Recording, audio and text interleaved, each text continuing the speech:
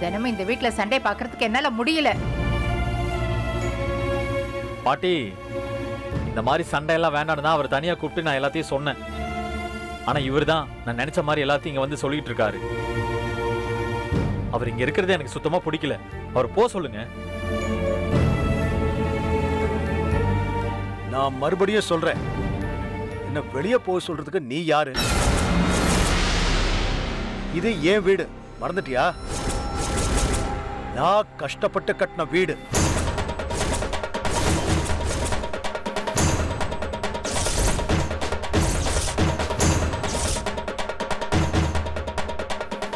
Hello, யாரோட வீடுன்னு சொன்னீங்க? இது ஏன் வீடு. அப்படி போடுமா?